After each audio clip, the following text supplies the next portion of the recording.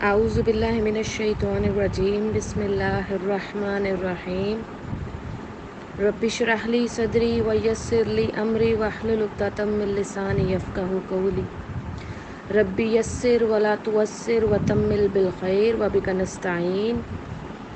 अस्सलामु अलैकुम वरहमतुल्लाहि वबरकातुहू। जैसा कि आप सब जानते हैं, आज हम कुरान पाक को तर्जमा तफसीर के साथ समझने के लिए यहाँ पे इकट्ठे हुए हैं। अल्लाह ताला हमसे इस कोशिश को कबूल फ़रमाए और हमें इसको समझने में आसानियाँ पैदा फ़रमाए। आज हम सूरतुल बकरा और सूरतुल फातिहा का एक ओवरव्यू देखेंगे। आज हम इंट्रोडक्शन का एक लेक्चर देखेंगे। हम कुरान की तरतीब को समझने की एक कोशिश करेंगे। इंशाअल्लाह ताला अल्लाह ताला आपको समझने में और मुझे इस बात को आप तक समझाने में आसानियाँ पैदा करे। कुरान पाक में हर आयत का, हर लफ्ज़ का अपनी जगह पे होना इस किताब की अल्लाह ताला की तरफ से आने की एक वाज़ेह निशानी है। जैसा कि अगर हम सूरतुल फातिहा से आगाज़ करें तो सूरतुल फातिहा में दुआ बताई गई है, इंतहाई खूबसूरत दुआ। और जैसा कि आप सब जानते हैं, दुआ करने का एक मकसद होता है, या हम अल्लाह ताला से कभी कोई चीज़ मांग रहे होते हैं या उस दुआ के ज़रिए हम किसी चीज़ से बचना चाहते हैं। अब हम देखेंगे हम इस दुआ में अल्लाह ताला से क्या कुछ मांग रहे हैं और किस तरह के लोगों से बचने की दुआ मांग रहे हैं। सबसे पहले तो अल्लाह ताला ने अलहम्द शरीफ में हमने अल्लाह से कहा कि आप रहमान हैं, आप रहीम हैं, हमें हिदायत के रास्ते पे चलाना। आम हालात में देखा जाए तो अगर हम किसी को कहते हैं ना कि आपने ट्रैफिक के रूल्स को फॉलो करना है, तो आगे ये कहने की ज़रूरत नहीं है कि ये रूल फॉलो करना है और ऐसा ऐसा काम नहीं करना। हम कहते हैं आपने ये काम करना है, ठीक है, बात ख़त्म। हम यहाँ पे कह रहे हैं कि अल्लाह ताला हमें नेक लोगों का रास्ता दिखाना, यहाँ तक हमारी बात कंप्लीट है।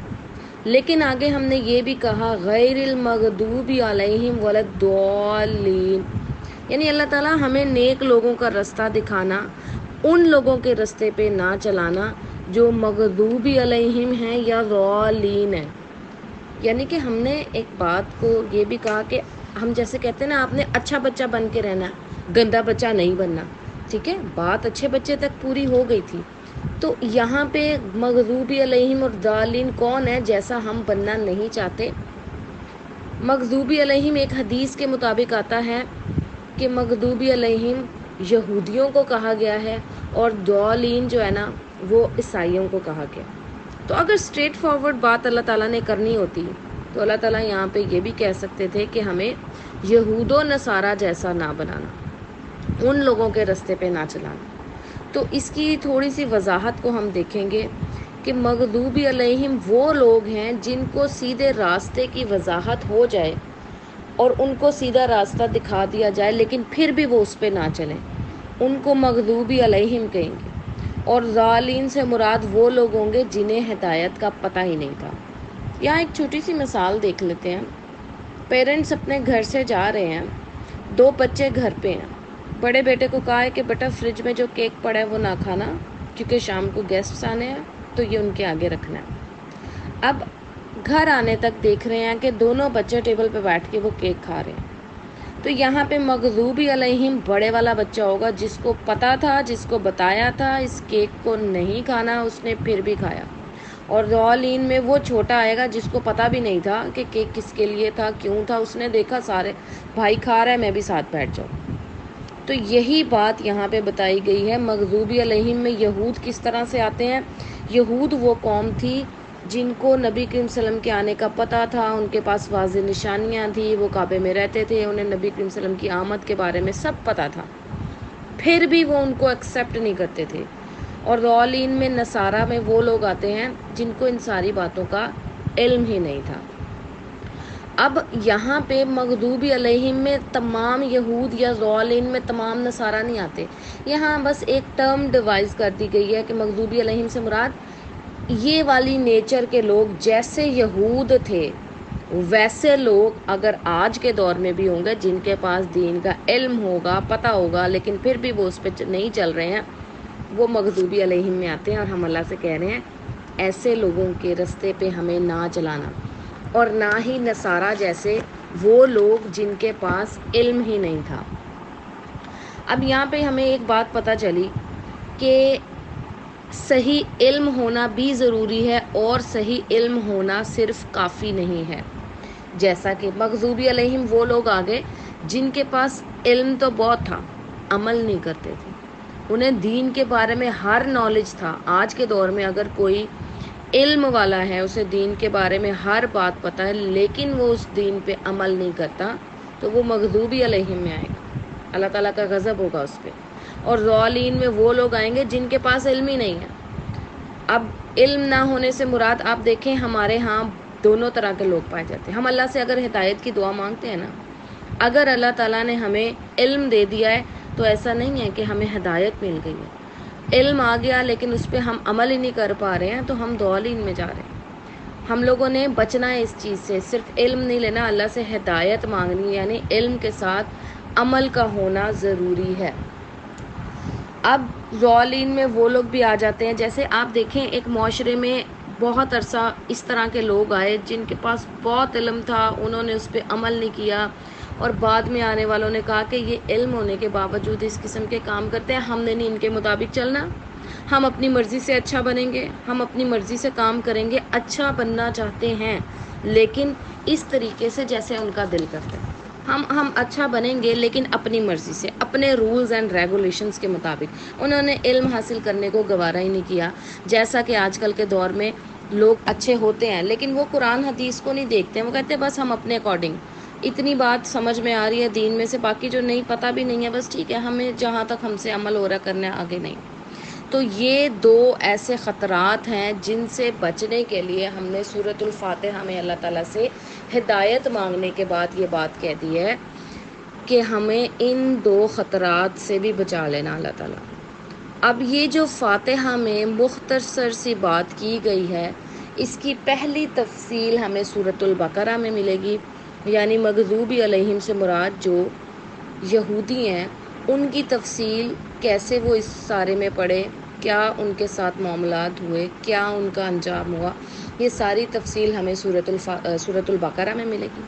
اور سورۃ آل عمران میں ہمیں ضالین یعنی نصارہ کیا کچھ انہوں نے کیا، کیا ان کے ساتھ ہوا کی تفصیل ہم سورۃ آل عمران میں دیکھیں گے انشاءاللہ. اب ہم سورۃ البقرہ کی ترتیب کا ایک اوور ویو دیکھ لیتے ہیں تاکہ ہم اس چیز کو سمجھ سکیں کہ اس کلام کو اللہ تعالیٰ نے کس خوبصورتی کے ساتھ ترتیب دیا ہے. ہر آیت، ہر لفظ کا اپنی جگہ پہ ہونا ایسے ہی ہے جیسے آپ بڑے پیارے انداز میں اگر دھاگے کو صحیح جگہ سے گزاریں تو ایک پھول بن جاتا ہے. بظاہر ہم جب سورت پڑھتے ہیں نا تو ہمیں نظر آ رہا ہوتا ہے کہ ایک بات چل رہی ہے، آگے ہی کوئی اور ٹاپک شروع ہو گیا ہے، اب یہیں سے کوئی تیسری بات ہو گئی ہے، آپس میں کوئی ربط نہیں بن رہا. اس ربط کو میں ایک دفعہ آپ کے سامنے رکھنا چاہوں گی. سورۃ البقرہ کے ربط کو اگر ہم دیکھیں تو ہم اس کو 9 حصوں میں ڈیوائیڈ کر کے دیکھیں گے، اور 9 حصوں کا جو لنک ہے آپس میں وہ آپ نے دیکھتے جانا ہے. ہو سکے تو اپنے پاس کاپی پینسل رکھ لیں اور اس کو نوٹ کیجئے گا، یہ چیز آپ کے بہت کام آنے والی ہے. سب سے پہلے ہم نے دیکھنا ہے پہلا حصہ. سورۃ البقرہ کے پہلے حصے میں اللہ تعالیٰ نے 3 طرح کے لوگوں کا تذکرہ کر دیا ہے. سب سے پہلے مومن، پھر کافر اور پھر منافق. اور مومن کے بارے میں 4-5 آیات میں بتا دیا ہے کہ مومن کس طرح کا ہوتا ہے، کیا اس کی نیچر ہوتی ہے.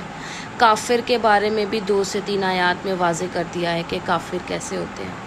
اور منافق کے بارے میں تفصیلی آیات نازل کی گئی ہیں، کیونکہ منافقت ایک پیچیدہ مسئلہ ہے، اور آج کل کے دور میں اگر دیکھا جائے تو انتہا درجے پہ منافقت پائی جاتی ہے. منافقت سے مراد بظاہر تو ہم یہ کہتے ہیں کہ ہم ایمان والے ہیں، لیکن ہم سے اپنا ایمان کیری آن نہیں کیا جاتا، ہم اپنے ایمان کو مضبوط نہیں کرتے، ہم دین کے لاز پہ عمل نہیں کرتے ہیں.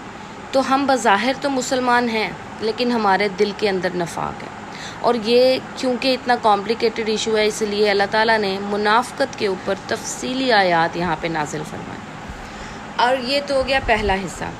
اب ہم ہر حصے کو آخری حصے کے ساتھ لنک کریں گے تو ہمیں ربط سمجھ آئے گا اس صورت کا. اب پہلے حصے کے بعد آتا ہے 9واں حصہ، یعنی کہ آخری حصہ. ٹوٹل 9 پارٹس میں ہم نے ڈیوائیڈ کیا. 9वें حصے میں انتہائی خوبصورت دعا کا ذکر کیا گیا ہے، آمن الرسول بما انزل الیہ من ربہ والمؤمنون، اور یہاں پہ بھی 3 طرح کے لوگوں کی بات ہوگی۔ سب سے پہلے جو لوگ ایمان لائیں ان کا تذکرہ، پھر اللہ تعالیٰ سے بات ہو رہی ہے ہم پر وہ بوجھ نہ ڈالنا جیسا تم نے پہلے لوگوں پہ ڈالا، اور اس بوجھ کی وجہ سے ہم منافقت میں نہ پڑ جائیں، تو منافقوں کا تذکرہ، اور آخر میں کافروں کی قوم سے بچنے کی دعا اور کافروں کا تذکرہ۔ یعنی جن 3 طرح کے لوگوں کے بارے میں پہلے حصے میں ہم نے تذکرہ کیا ہے، ان 3 طرح کے لوگوں کے حوالے سے ایک جامع قسم کی دعا اور ایمان کی مضبوطی کے لیے دعا آخری حصے میں بیان کر دی گئی۔ اب ہم دوسرے حصے کی طرف چلتے ہیں۔ دوسرے حصے میں حضرت آدم علیہ السلام کا قصہ بیان ہے، جو بڑے واضح الفاظ میں بیان کیا گیا ہے، لیکن اگر ہم تھوڑی سی تفصیل کو دیکھیں تو قصہ آدم قرآن پاک میں 7 جگہ درج ہے، اور ہر جگہ اس قصے کے مختلف پہلو دکھائے گئے ہیں۔ ہر دفعہ قصہ آدم پڑھنے کے بعد ہمیں کوئی نئی بات سیکھنے کو ملتی ہے اس قصے میں سے۔ تو یہاں پہ جن باتوں کا تذکرہ ہے نا، یہاں قصہ آدم بیان کرنے کے ساتھ ان کے علم کے بارے میں بات کی ہے، جنت کا تذکرہ آیا ہے، جنت سے کس طرح ان کو نکالا گیا، شیطان نے کیا کردار ادا کیا، اور کس طرح شیطان نے لالچ دے کے جنت سے نکلوایا، ان ساری باتوں کا تذکرہ قصہ آدم میں بیان کیا گیا ہے۔ اور اسی طرح اگر ہم دوسرے حصے کے بعد 8ویں حصے کی طرف جائیں، سیکنڈ لاسٹ، تو اس کا ربط اس کے ساتھ کیسے بنتا ہے۔ 8ویں حصے میں سب سے پہلے تو تفصیلاً بیان کیا گیا ہے انفاق فی سبیل اللہ کے بارے میں، کہ اللہ تعالیٰ کی راہ میں مال خرچ کرنا چاہیے کے بارے میں تفصیلاً آیات، اللہ کی راہ میں مال خرچ کرنے کے اجر اور طریقہ کار کے بارے میں، اور اس کے بعد یہ ہو گیا مال کو بہترین طریقے سے استعمال کرنا، اور اس کے بعد یہ بتا دیا گیا کہ بدترین طریقہ کیا ہوتا ہے، سود اور ربا کی آیات اس میں نازل کی گئی۔ اب ان دونوں کی تفصیلاً آیات بیان کرنے کے بعد اللہ تعالیٰ نے ایک اعتدال والی بات بھی بتا دی، تجارت، یعنی حلال طریقے سے تجارت کیسے کی جائے۔ اب یہ ساری مال کی بات کرنے کے ساتھ ساتھ اللہ تعالیٰ نے یہاں پہ بتایا ہے، شیطان کا تذکرہ کیا ہے کہ شیطان بار بار یہ وسوسے ڈالتا ہے کہ سود نہیں کھاؤ گے، اللہ کی راہ میں مال خرچ کرو گے تو گزارا کیسے ہوگا، اس طرح کی باتیں کر کے لالچ، انسان کے اندر لالچ ڈالی ہے۔ اللہ تعالیٰ نے بتایا کہ شیطان یہاں پہ آپ کے اندر لالچ ڈال رہا ہے، آپ کو سود کمانے کی طرف لے کے جا رہا ہے، پھر اس کے بعد آپ کے اندر یہ باتیں ڈال رہا ہے کہ اگر آپ اللہ کی راہ میں مال خرچ کرو گے آپ کا مال کم ہو جائے گا، پھر آپ کا گزارا کیسے ہوگا۔ وہی لالچ جس کا تذکرہ دوسرے حصے میں ہم نے دیکھا کہ ہمارے والد حضرت آدم علیہ السلام کو بھی لالچ دے کے دنیا سے نکلوایا، اب اس دنیا میں بھی مسلمانوں کو لالچ دے کے وہ آخرت کی تیاری سے محروم کر رہا ہے۔ یہ ربط آپ کو نظر آ گیا دوسرے اور 8ویں حصے کے درمیان۔ اس کے بعد ہم دیکھتے ہیں تیسرا حصہ۔ حضرت آدم علیہ السلام کو تو خلیفہ بنایا تھا نا، ایک انسان کو خلیفہ بنایا، اب یہاں پہ ضرورت محسوس ہوئی کہ ایک قوم کو خلیفہ چنا جائے، اس کو فضیلت دی جائے، تو بنی اسرائیل کی قوم کو چوز کیا گیا، ان کو نبی دیے گئے، ان کو کتابیں دی گئیں، ان پہ وحی نازل کی گئی۔ ایک تفصیلاً آیات کا سلسلہ یہاں پہ چلتا ہے جس میں بتایا گیا ہے کہ کس طرح سے انہیں شریعت دی، انہیں فضیلت دی، اور انہوں نے اس کے بعد کیا کیا، مذاق اڑایا اس شریعت کا۔ انہوں نے انبیاء کو قتل کیا، ان کو جو علم دیا گیا تھا، جو کتابیں دی گئی تھی، اس میں چینجز لے کے آئے۔ انہیں پوچھا جا رہا ہے کہ آپ کو تو چنا گیا تھا، آپ کو تو مرتبہ دیا گیا تھا، آپ کو ایک مقام دیا تھا، آپ نے کیا کیا اس کے ساتھ؟ مغضوبی علیہم میں شامل ہو گئے آپ لوگ۔ آپ نے علم ہونے کے باوجود، نالج ہونے کے باوجود اس پہ عمل نہیں کیا۔ اور اسی طرح اللہ تعالیٰ نے اب اس کا جب ہم 7ویں حصے سے ربط دیکھیں نا، تو یہ ساری باتیں کرنے کے بعد 7ویں حصے میں ہمارے لیے شریعت کے احکام بھیج دیے گئے، روزے کا حکم، حج کا حکم، طلاق کا، میراث کا، ہمیں ہماری شریعت دے دی گئی۔ اور ربط ایسے بنایا کہ دیکھو آپ سے پہلے جس قوم کو چنا گیا تھا ان کو بھی شریعت دی تھی، ان کو بھی فضیلت دی تھی، انہوں نے کیا کیا؟ وہ فیل ہو گئے۔ اب ہم کیا کرتے ہیں اپنی شریعت کے ساتھ، یہ ہم نے ڈیسائیڈ کرنا ہے۔ تو ہمیں ان کی ساری اگزامپل، ان کا انجام ہمارے سامنے رکھ کے ہمیں بتا دیا گیا یہ آپ کے پاس شریعت ہے، آپ اس پہ عمل کریں گے تو کامیاب ہوں گے، نہیں کریں گے تو وہ ہوگا جو آپ سے پہلے والی قوم کے ساتھ ہوا تھا۔ اب یہاں پہ اس کے بعد آ جاتا ہے چوتھا حصہ۔ چوتھے حصے میں جو چیز واضح کی گئی ہے نا، وہ آپ ایک دفعہ سمجھ لیں۔ بنی اسرائیل کو بہت غرور تھا کہ وہ حضرت یعقوب علیہ السلام کی اولاد میں سے ہیں، وہ بنی اسرائیل ہیں، وہ بہت فضیلت والے ہیں، اور وہ نبی کریم صلی اللہ علیہ وسلم کو ایکسیپٹ اسی لیے نہیں کرتے تھے، وہ کہتے تھے یہ تو امی ہیں، یہ تو ہم لوگوں میں سے نہیں ہیں۔ تو یہاں پہ بتایا گیا ہے کہ بنی اسرائیل کو سمجھایا آپ کے والد یعقوب علیہ السلام کے والد اسحاق علیہ السلام کے جو والد ہیں وہ حضرت ابراہیم علیہ السلام ہیں، جنہوں نے حضرت اسماعیل علیہ السلام کے ساتھ مل کے کعبے کی تعمیر کی۔ آپ ان کو تو اپنا والد مانتے ہیں، اپنا باپ مانتے ہیں، تو نبی کریم صلی اللہ علیہ وسلم انہی کی اولاد میں سے تو ہیں، تو پھر آپ کیوں کہتے ہیں کہ یہ نبی ہمارے بیچ میں سے نہیں ہے؟ پھر یہاں پہ بتایا گیا ہے اس سارے حصے میں حضرت ابراہیم علیہ السلام کی قربانیوں کا تذکرہ کیا گیا ہے کہ ہم نے ان سے بہت امتحان لیے اور انہوں نے ہر امتحان کو پورا کیا۔ بنی اسرائیل کو کہا گیا ہے کہ آپ کے بھی امتحان ہوئے، آپ تو پورا نہیں اترے۔ حضرت ابراہیم علیہ السلام کو دیکھیں، ان کا جتنی بار امتحان ہوا، آپ کے والد تھے، وہ تو ہر دفعہ اپنے ہر امتحان میں پورے اترے ہیں۔ اور اس کے بعد چھٹے حصے میں ہمیں بتا دیا گیا ہے کہ حضرت ابراہیم علیہ السلام کا بھی امتحان لیا گیا تھا نا، آپ کا بھی امتحان لیا جائے گا۔ کیسے ہمارا امتحان لیا جائے گا؟ وہاں پہ آیات آتی ہیں کہ بھوک سے، خوف سے، جان و مال میں کمی کر کے آپ کو آزمایا جائے گا۔ کس قسم کی بھوک سے آزمایا جائے گا، کس قسم کے خوف سے آزمایا جائے گا، اس کو سمجھ لیں۔ بھوک سے مراد ہے جو چیز ہمارے پاس نہیں ہے نا، اس کو حاصل کرنے کی بھوک، اور جو کچھ ہمارے پاس ہے وہ کہیں کھو نہ جائے کا خوف۔ انسان کے دو ہی تو فیلنگز ہوتی ہیں، یہ سب کچھ مجھے مل جائے، جو کچھ ملا ہے مجھ سے چھن نہ جائے۔ تو اللہ تعالیٰ نے اسی سے تو آزمانا ہے۔ کبھی کوئی چیز ہمیں نہ دے کے آزمایا جائے گا، وہ بھوک رکھ کے ہمارے اندر، اور کبھی کوئی چیز، کوئی نعمت ہمیں مل گئی ہے، وہ چھین کے آزمایا جائے گا۔ تو خوف جو ہر وقت رہتا ہے اس سے آزمایا جائے گا۔ اور یہ بتایا ہے کہ ہمارے والد محترم حضرت ابراہیم علیہ السلام کو آزمایا تھا، وہ تو پورا اترے۔ اب آپ کو دیکھنا ہے آپ کیا کرتے ہیں اس آزمائش میں۔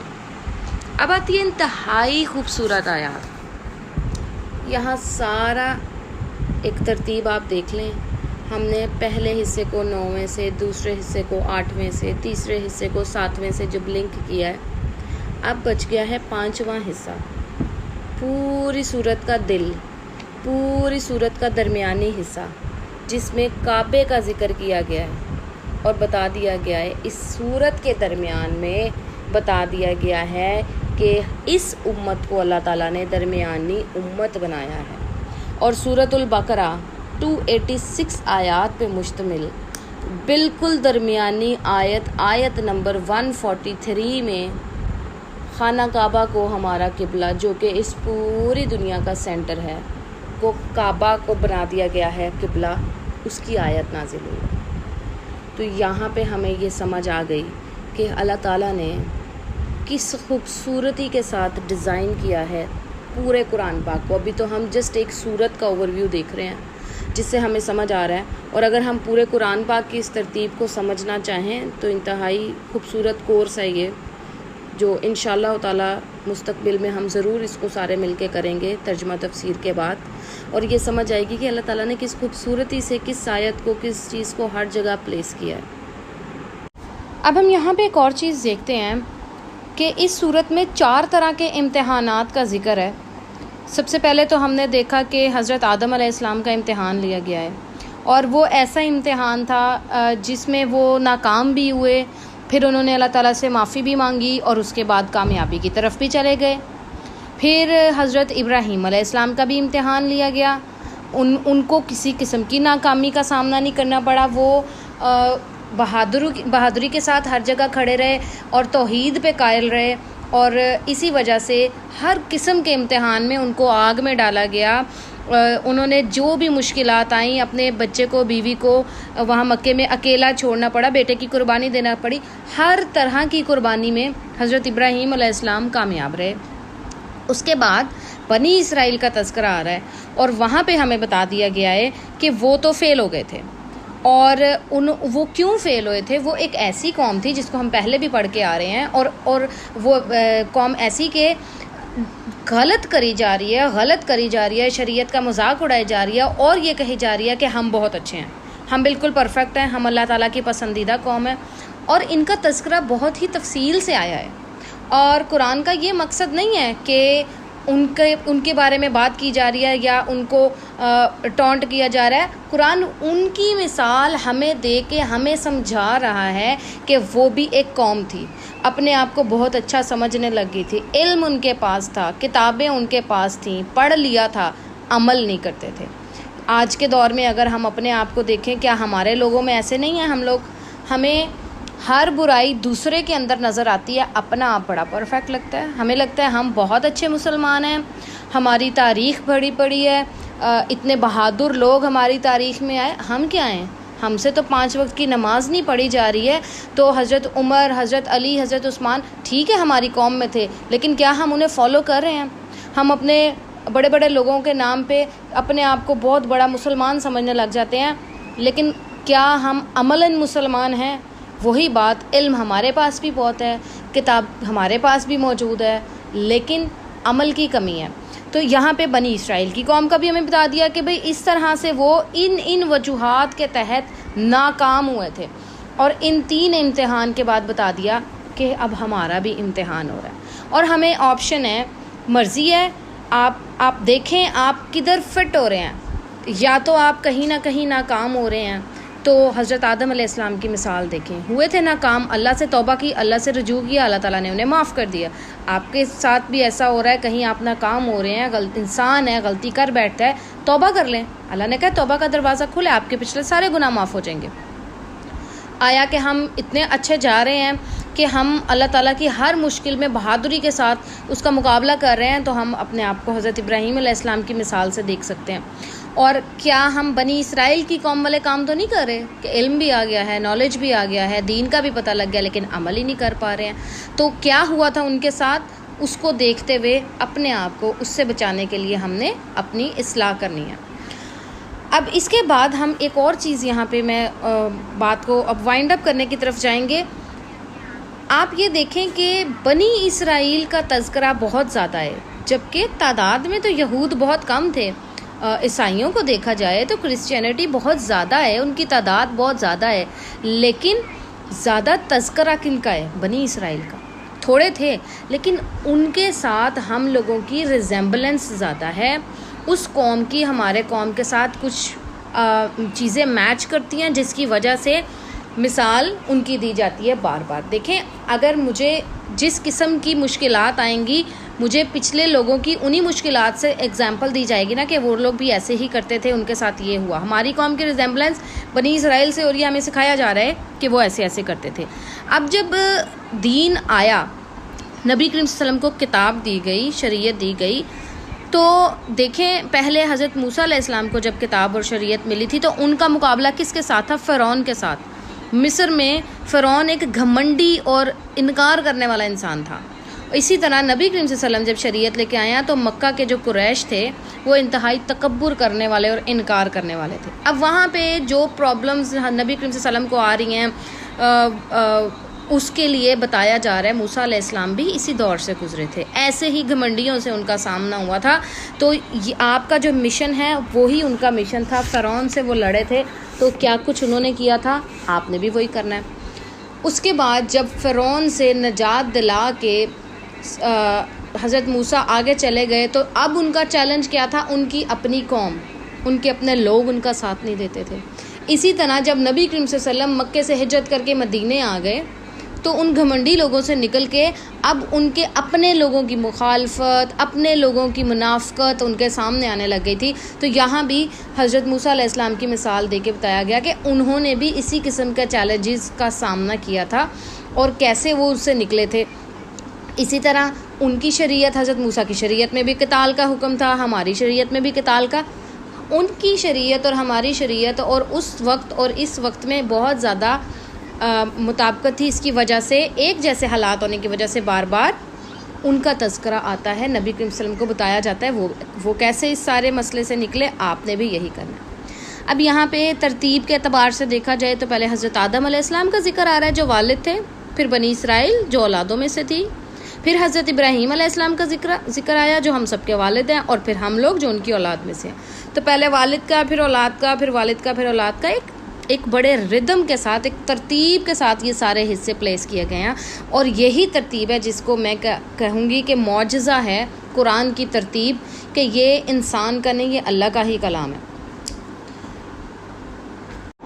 چلیں اب ہم باقاعدہ قرآن مجید کے ترجمے کی طرف چلتے ہیں۔ سورۃ الفاتحہ سے آغاز کرنے لگے ہیں قرآن مجید کا۔ بسم اللہ الرحمن الرحیم، الحمد للہ رب العالمین۔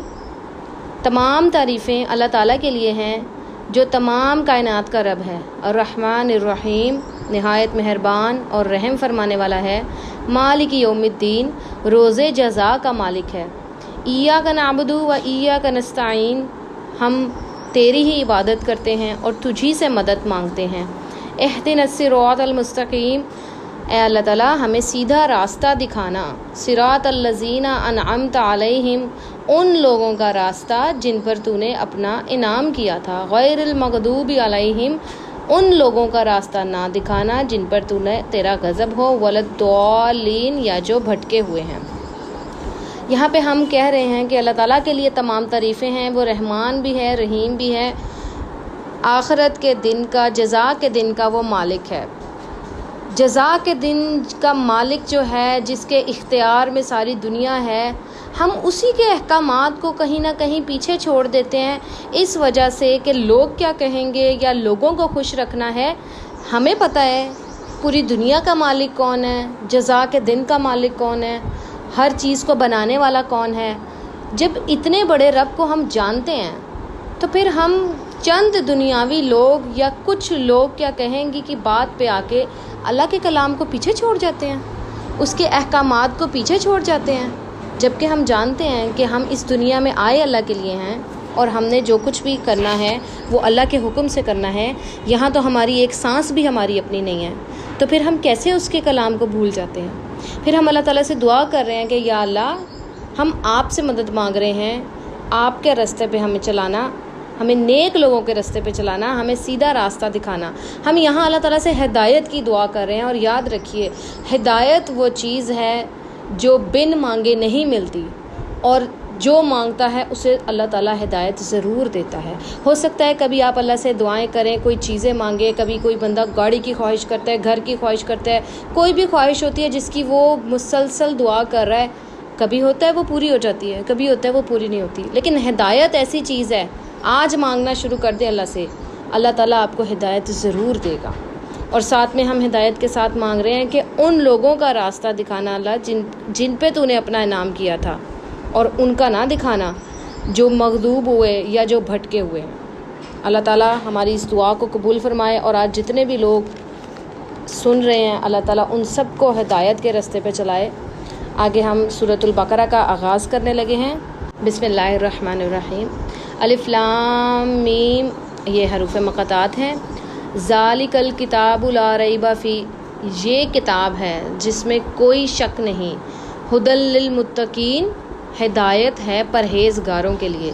یعنی یہ کتاب، ایک تو اس کے کلام میں، اس کی ایک ایک بات میں کوئی شک نہیں ہے، اور اس میں ہدایت متقیوں کے لیے ہے۔ ایسا نہیں ہے کہ کوئی بھی قرآن پڑھے گا تو اس کی زندگی بدل جائے گی۔ جس کے دل میں تقویٰ ہوگا، جس کو رب کی پہچان ہو جائے گی نا اس کتاب کو پڑھنے کے بعد، اس کو پھر اس میں سے ہدایت بھی مل جائے گی۔ اور بہت سے لوگ ایسے بھی ہیں جو قرآن بھی پڑھ لیتے ہیں، ترجمے سے بھی پڑھ لیتے ہیں، لیکن ان کی زندگیوں میں کوئی فرق نہیں آتا، کیونکہ دل میں تقویٰ نہیں ہوتا، اللہ کا ڈر نہیں ہوتا۔ اللہ تعالیٰ کا ڈر اگر آپ کے دل میں آ جائے گا، متقی بن جائیں گے، تو ہدایت بھی مل جائے گی۔ الذین یؤمنون بالغیب، وہ لوگ جو ایمان لاتے ہیں غیب پہ، نماز قائم کرتے ہیں، اور جو رزق ہم نے انہیں دیا اس میں سے خرچ کرتے ہیں۔ اور وہ لوگ جو ایمان لاتے ہیں اس پر جو آپ صلی اللہ علیہ وسلم پر نازل کیا گیا اور آپ سے پہلے نازل کیا گیا، اور آخرت پر یقین رکھتے ہیں، یہی لوگ ہدایت پر ہیں اپنے رب کی طرف سے۔ وَأُولَئِكَ هُمُ الْمُفْلِحُونَ، اور یہی لوگ فلاح پانے والے ہیں۔ اب دیکھیں ان 4 سے 5 آیات میں بتا دیا گیا ایمان والے کون ہیں۔ ایمان والوں کی ڈیفینیشن ہے کہ غیب پہ ایمان لاتے ہیں، نبی کریم صلی اللہ علیہ وسلم پہ جو نازل کیا، ان سے پہلے جو نازل کیا ان پہ، آخرت پہ ایمان لاتے ہیں۔ اور یہی لوگ فلاح پانے والے ہیں۔ اور ایک بات یاد رکھیے گا، عقیدہ آپ کے پاس ہونا اور آپ کے دل میں ایمان ہونا، یہ دو الگ الگ چیزیں ہیں۔ عقیدہ تو ہم سب کے پاس ہے، ہمیں پتہ ہے اسلام کیا ہے، اسلام کو کیسے فالو کرنا ہے، لیکن ایمان بالغیب، قیامت میں کیا ہوگا، قبر میں کیا ہوگا، مرنے کے بعد کیا ہوگا، یہ والا ایمان اگر ہمارا مضبوط نہیں ہے نا، تو معذرت کے ساتھ ہمارے اندر ایمان کی کمی ہے۔ اور آپ مجھے ایک بات بتائیں، ایک انسان کو پتہ ہے کہ قبر میں جا کے سب سے پہلا سوال اس سے نماز کا ہونا ہے، پھر بھی وہ 5 وقت کی نمازیں نہ پڑھتا ہو، اس کا مطلب اس کے دل میں ایمان نہیں ہے، وہ آخرت کی زندگی کو بھول کے بیٹھا ہے۔ قیامت میں کیا کیا ہوگا، کس کس طرح کی سزائیں دی جائیں گی، سارا کچھ قرآن میں واضح الفاظ میں بتا دیا گیا ہے۔ ان کو پڑھ کے بھی اگر ہمارے اوپر ذرا سا بھی اثر نہیں نہ ہوگا تو اس کا مطلب ہمارا ایمان بالغیب مضبوط نہیں ہے، کیونکہ ہم فزیکل ورلڈ میں ہونے والی چیزوں کا تو یقین رکھتے ہیں۔ یہاں اگر آپ کو ڈیلی نماز نہ پڑھنے پہ آنکھ کے اوپر ہاتھ رکھنا پڑ جائے تو آپ نمازیں بھی شروع کر لیں گے، کیونکہ وہ فزیکل ورلڈ کی سزا ہے اور وہ فزیکلی آپ کو مل رہی ہے۔ لیکن جو غیب کی سزائیں ہیں یا غیب کا جو اجر ہے جو ہمیں نہیں نظر آ رہا، اس کے لیے ہم ورکنگ نہیں کرتے، کیونکہ ہمارا ایمان بالغیب مضبوط نہیں ہے۔ اس کے بعد آ جاتے ہیں کافروں کے بارے میں بات ہوئی ہے، ان الذین کفروا، اور وہ لوگ جنہوں نے کفر کیا، برابر ہے آپ ان کو ڈرائیں یا نہ ڈرائیں، وہ ایمان نہیں لائیں گے۔ ختم اللہ، مہر لگا دی اللہ تعالیٰ نے، قلوبہم، ان کے دلوں پہ، ان کے کانوں پہ اور ان کی آنکھوں پہ پردہ ڈال دیا ہے، اور ان کے لیے بہت بڑا عذاب ہے۔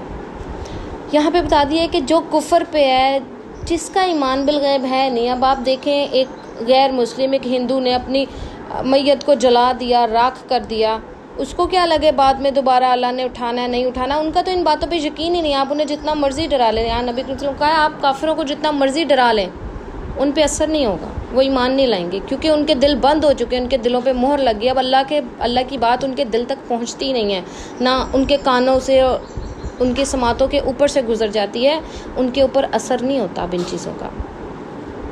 اس کے بعد تفصیلاً گفتگو ہونے لگی ہے منافقین کے بارے میں، اور میں نے پہلے بھی آپ کو بتایا کہ مومن کا اور کافر کا بہت مختصر تذکرہ اور منافقین کے بارے میں بڑی تفصیل سے مثالیں دے کے بیان کیا گیا ہے۔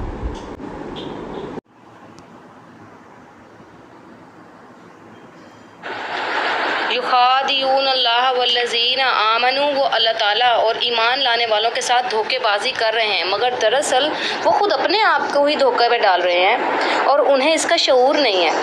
یعنی اپنی طرف سے تو وہ کوشش کر رہے ہیں کہ لوگوں کو یہ دکھائیں کہ ہم ایمان لے آئیں اور یہ دھوکے بازی چل رہی ہے، لیکن وہ دھوکہ ان کے اپنے کو ہی ہے، اللہ تعالیٰ کو یا ایمان والوں کو وہ دھوکہ نہیں دے سکتے۔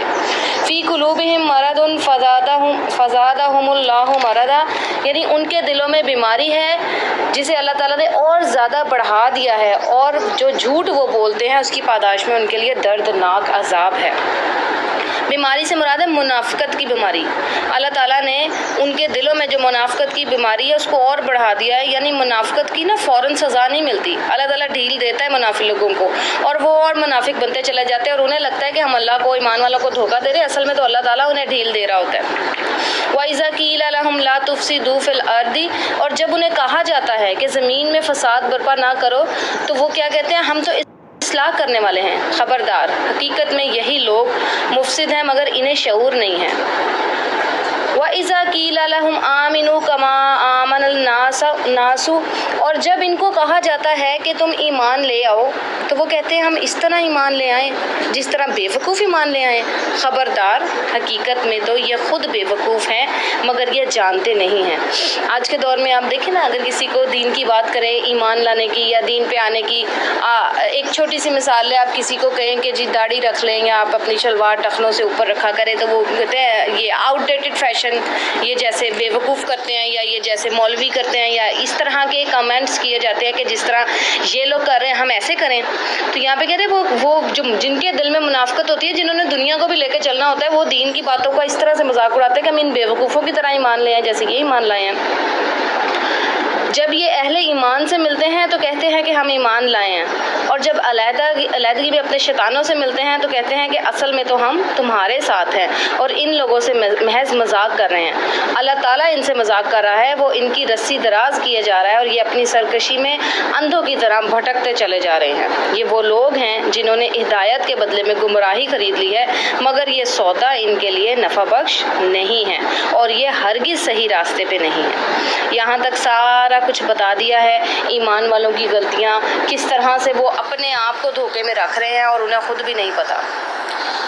آگے ان کی مثال دی جا رہی ہے، مثلہم کمثل الذی استوقد نارا، کہ ان کی مثال ایسی ہے جیسے ایک شخص نے آگ روشن کی، اور جب اس نے سارے ماحول کو روشن کر دیا تو اللہ نے ان کی نور بصارت یعنی ان کی آنکھیں سلب کر لی، چھین لی ان سے، اور انہیں اس حال میں چھوڑ دیا کہ تاریکیوں میں انہیں کچھ نظر نہیں آتا۔ یہ بہرے ہیں، گونگے ہیں، اندھے ہیں، یہ اب نہ پلٹیں گے۔ یعنی کہ اللہ تعالیٰ نے کہا ہے، یہاں روشنی سے مراد ہے کہ جب اللہ تعالیٰ ایک بندے کو روشنی دی، اس نے روشنی پھیلا دی، حق کو باطل کو چھانٹ کے الگ الگ کر دیا، بالکل نمایاں کر دیا۔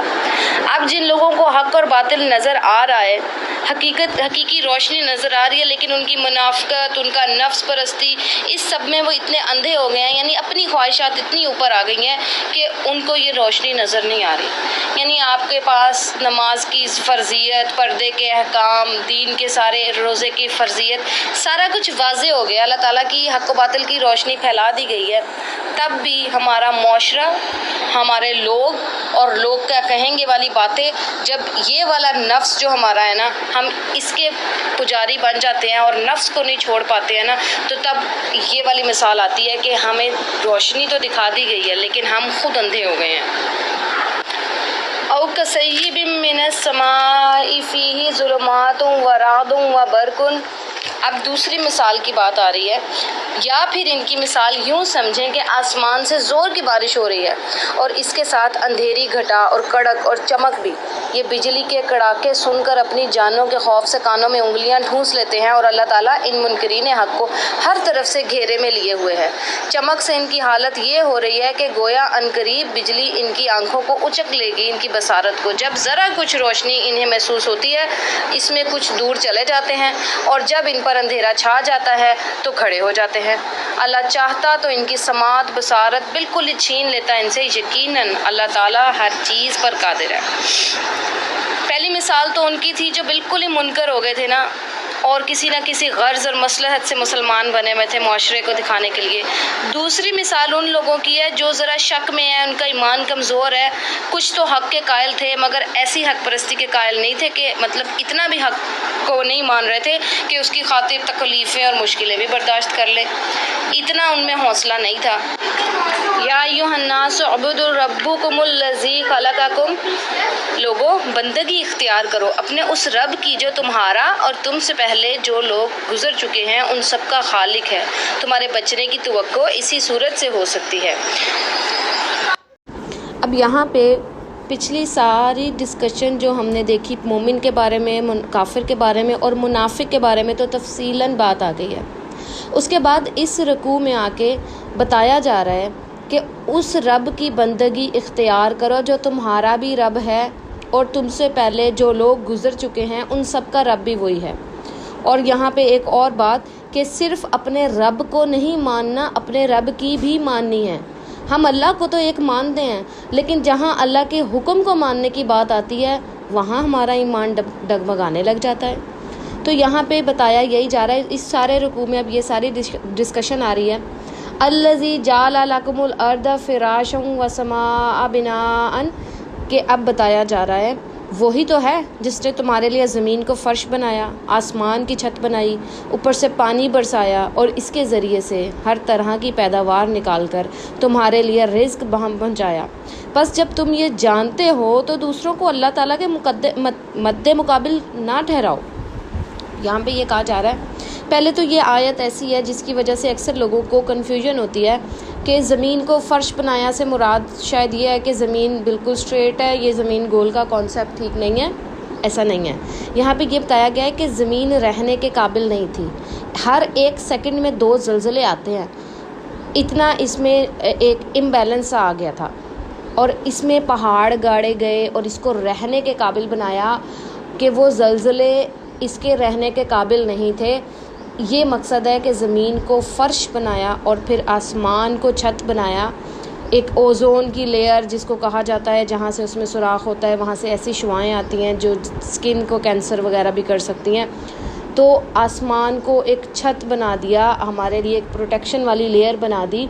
آسمان سے پانی برسایا جو زمین پہ گرتا ہے، جس سے ہمارے کھانے پینے کی اشیاء نکلتی ہیں. اگر کبھی ہم غور و فکر کریں تو ایک بیج کا زمین میں بونا اور اس کے بعد اس کو پانی ملنا اور وہاں سے ایک تناور درخت نکل آنا، یہ کوئی انسان تو نہیں نہ کر سکتا. کوئی ذات تو ہے جو یہ سب کچھ کر رہی ہے. پھر اس پہ پتے، پھر ہر درخت پہ الگ طرح کے پھل، ہر پھل کا پودا الگ طرح کا، اتنی قسم کی چیزیں. یہ سب کچھ کرنے والا کون ہے؟ ہم تو ایک پینسل ربڑ شارپنر دیکھ لیں تو ہم اس کو غور سے دیکھنے بیٹھے تو حیرت ہوتی ہے کہ یہ کیسے بن گیا. تو یہ جو پوری دنیا اور اس کی ایک ایک چیز کبھی بیٹھ کے اس پہ غور و فکر کریں تو اندازہ ہو کہ یہ سب بنانے والا جو ہے، ہم اس کو کیوں نہیں مان رہے، ہم اس کی کیوں نہیں مان رہے. اور یہاں پہ یہ سارا کچھ بتانے کے بعد کہہ دیا گیا ہے تم جانتے ہو تو دوسروں کو کیوں مد مقابل ٹھہراتے ہو. مد مقابل ٹھہرانے کا مطلب یہ نہیں ہے کہ ہم صرف یہ کہیں کہ اللہ کے علاوہ کوئی اور خدا بھی ہے. یہ تو کوئی نہیں کرتا، یہ تو ہم سب مانتے ہیں اللہ ایک ہے. بات یہ ہے کہ ہم نے اس کی ذات کے ساتھ ساتھ اس کی صفات میں بھی شرک نہیں کرنا. ہم نے یہ بھی دیکھنا ہے کہ اللہ تعالیٰ کی عبادات کے علاوہ اور بھی جو خصوصیات اللہ تعالیٰ کی ہیں، جو صفات اللہ تعالیٰ کی ہیں، وہ ہم کسی اور میں وہ چیزیں نہ دیکھنے لگ جائیں یا وہ توقعات کسی اور انسان سے نہ لگائیں. یہ مطلب ہے کہ ہم اللہ کے مد مقابل کسی کو نہ ٹھہرائیں. وَإِن كُنتُم فِي رَيْبٍ مِّمَّا نَزَّلْنَا عَلَىٰ عَبْدِنَا. اب یہاں پہ ایک اور چیلنج دیا جا رہا ہے کہ اگر تمہیں اس امر میں شک ہے کہ یہ کتاب جو ہم نے اپنے بندے پر اتاری ہے یہ ہماری ہے یا نہیں، تو اس کے مانند ایک صورت بنا لو. آپ نے سارے ہم نواؤں کو بلا لو، ایک اللہ کو چھوڑ کر باقی جس کی چاہو مدد لے لو. اگر تم سچے ہو تو یہ کام کر کے دکھاؤ. لیکن اگر تم نے ایسا نہ کیا اور یقیناً کبھی نہیں کر سکتے تو ڈرو اس آگ سے جس کا ایندھن بنیں گے انسان اور پتھر. یہ چیلنج قرآن پاک میں کافی دفعہ آیا ہے کہ اگر آپ کو اس کلام میں شک ہے، اس کے اللہ کی طرف سے آنے میں شک ہے، تو ایسی کوئی ایک صورت، کوئی ایک آیت ہی لے کے آؤ. اور ساتھ یہ بھی کہہ دیا کہ نہیں لا سکتے. اور اب یہاں پہ آ گیا کہ جس کا ایندھن بنیں گے انسان اور پتھر، یعنی کہ وہاں پہ دوزخ میں جو ایندھن ہوگا نا، اس میں وہ بت، وہ پتھر جن کی پوجا کی جاتی ہے، وہ سب بھی اس میں موجود ہوں گے جنہیں تم اپنے سوا معبود بناتے ہو. وَبَشِّرِ الَّذِينَ آمَنُوا وَعَمِلُوا الصَّالِحَاتِ أَنَّ لَهُمْ جَنَّاتٍ تَجْرِي مِن تَحْتِهَا الْأَنْهَارُ. اور اے پیغمبر، جو لوگ اس کتاب پر ایمان لے آئے اور اپنے اعمال درست کر لے، انہیں خوشخبری دے دو کہ ان کے لیے ایسے باغ ہیں جن کے نیچے نہریں بہتی ہوں گی. ان باغوں کے پھل صورت میں دنیا کے پھلوں سے ملتے جلتے ہوں گے. جب کوئی پھل انہیں کھانے کو دیا جائے گا تو وہ کہیں گے کہ ایسے ہی پھل اس سے پہلے دنیا میں ہم کو دیے جاتے تھے. ان کے لیے وہاں پاکیزہ بیویاں ہوں گی اور وہاں ہمیشہ رہیں گے. خوشخبری دی جا رہی ہے ان لوگوں کو جو ایمان لے آئیں گے، جو نیک اعمال کریں گے، ان کے لیے جنت کی خوشخبری ہے. اور وہاں کے پھلوں کے بارے میں بتایا جا رہا ہے گویا کہ وہ یہاں کے پھلوں سے ملتے جلتے ہوں گے، لیکن اس سے کئی درجے اچھے پھل ہوں گے. یہاں سے ملتے جلتی شکل بھی ہوگی، یہاں سے ملتا جلتا ذائقہ بھی ہوگا، لیکن یہاں کی نسبت بہت اعلیٰ قسم کا ذائقہ ہوگا. اور باقی ساری خوشخبریاں بتائی گئی ہیں. ان اللہ لا یستحی ان یضرب مثلا ما بعوضۃ. اب یہاں بتایا جا رہا ہے ایک خدشہ کہ ہاں اللہ اس سے ہرگز نہیں شرماتا کہ مچھر یا اس سے بھی حقیر تر کسی چیز کی تمثیلیں دے. جو لوگ حق بات کو قبول کرنے والے ہیں وہ ان تمثیلوں کو دیکھ کر جان لیتے ہیں کہ یہ حق ہے جو ان کے رب ہی کی طرف سے آیا ہے. اور جو ماننے والے نہیں ہیں وہ انہیں سن کر کہنے لگتے ہیں کہ ایسی تمثیلوں سے اللہ تعالیٰ کو کیا سروکار. اس طرح اللہ ایک ہی بات سے بہتوں کو گمراہی میں مبتلا کر دیتا ہے اور بہتوں کو راہ راست دکھا دیتا ہے، اور اس سے گمراہی میں وہ انہی کو مبتلا کرتا ہے جو فاسق ہیں، اللہ کے عہد کو مضبوط باندھ لینے کے بعد توڑ دیتے ہیں. اللہ نے جسے جوڑنے کا حکم دیا ہے اسے کاٹتے ہیں اور زمین میں فساد برپا کرتے ہیں۔ حقیقت میں یہی لوگ نقصان اٹھانے والے ہیں۔ یہاں ایک اعتراض کیے بغیر ہی اس کا جواب دے دیا گیا ہے۔ یہ اعتراض کیا کرتے تھے قرآن پاک میں جگہ جگہ، کہیں مکڑی کی، کہیں مکھی کی، کہیں مچھر کی ہے، وہ شہد کی مکھی کا بھی ایک جگہ بیان ہے۔ تو اس طرح کی چیزوں کی مثالیں بیان کی گئی ہیں، تو کفار کہا کرتے تھے کہ اللہ تعالیٰ ایسی چھوٹی چھوٹی چیزوں کی مثالیں کیوں بیان کرتا ہے؟ کیا مقصد ہے ایسی چھوٹی چھوٹی چیزوں کی مثال بیان کرنے کا؟ تو اللہ تعالیٰ کہہ رہے ہیں کہ اللہ نہیں گھبراتا حقیر چیز کی مثال دینے کے لیے بھی، اور یہ تو اس لیے ہے کہ جن کا ایمان مضبوط ہوتا ہے وہ ایسی مثالوں کو سن کے بھی اس میں سے اپنے لیے ہدایت لے لیتے ہیں۔ وہ یہ نہیں دیکھتے ہیں کہ اللہ تعالیٰ کسی بڑی چیز کی مثال دے رہا ہے کہ چھوٹی چیز کی۔ ہاں، جن کے دل ویسے ہی ٹیڑھ میں ہیں، فاسق ہوئے ہوئے ہیں، نافرمان ہیں، اطاعت نہیں کرتے ہیں، ان کے لیے یہ باتیں میٹر کرتی ہیں۔ وہ اپنے لیے کوئی سبق لینے کی بجائے اسی چیز میں الجھے رہتے ہیں کہ یہ والی چیز کی مثال کیوں ہے، اس کی کیوں نہیں ہے، حقیر کیوں ہے، اللہ تو بہت بڑا ہے، وہ اتنی چھوٹی چھوٹی چیزوں کی مثال کیوں دے رہا ہے۔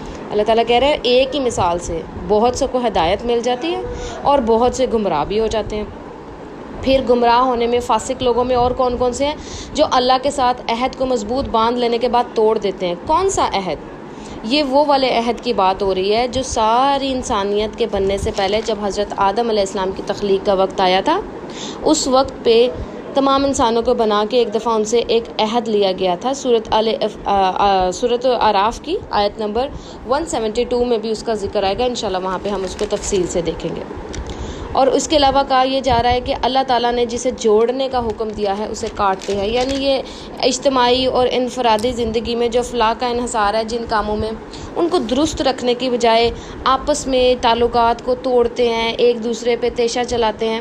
اس قسم کی حرکتیں، ایک دوسرے کو اذیت پہنچانا، تعلقات کو چھوٹی چھوٹی بات پہ توڑ دینا، اللہ تعالیٰ نے ان کو جوڑے رکھنے کا حکم دیا ہے۔ تو جو یہ سب کرتے ہیں اور زمین میں فساد مچاتے ہیں، حقیقت میں یہی لوگ ہیں جو نقصان اٹھانے والے ہیں۔ کیف تکفرون باللہ وکنتم امواتا فاحیاکم، تم اللہ کے ساتھ کفر کا رویہ کیسے اختیار کرتے ہو حالانکہ تم بے جان تھے، اس نے تم کو زندگی عطا کی، پھر وہی تمہاری جان سلب کرے گا، پھر وہی تمہیں دوبارہ زندگی عطا کرے گا، پھر اسی کی طرف تمہیں پلٹ کر جانا ہے۔ وہی تو ہے جس نے تمہارے لیے زمین کی ساری چیزیں پیدا کی، پھر اوپر کی طرف توجہ فرمائی اور 7 آسمان استوار کیے، اور وہ ہر چیز کا علم رکھنے والا ہے۔ یہاں پہ یہ بتایا جا رہا ہے کہ دیکھیں، اللہ تعالیٰ نے آپ کو مردہ تھے، بے جان تھے، اللہ نے آپ کو زندگی دی، دنیا میں لائے، پھر ایک وقت آتا ہے جب انسان کی زندگی ختم ہو جاتی ہے، مر جاتا ہے، اس کے بعد زمین میں دفنا دیا جاتا ہے، اس کے بعد پھر اٹھایا جائے گا، پھر اللہ تعالیٰ زندگی دے گا اور واپس پلٹ کے اسی رب کی طرف جانا ہے۔ تو ہم کیوں اس رب کو بھول جاتے ہیں؟ کیوں ہم اس کی نافرمانی کرتے چلے جاتے ہیں؟ جب واپس ہم نے اسی رب کے سامنے پیش ہونا ہے تو ہم کیوں اس سب کو بھول جاتے ہیں؟ یہاں پہ ایک بات آئی ہے کہ اللہ تعالیٰ نے زمین میں جو کچھ بھی پیدا کیا وہ ہمارے لیے پیدا کیا، اور اس کے بعد 7 آسمان استوار کیے۔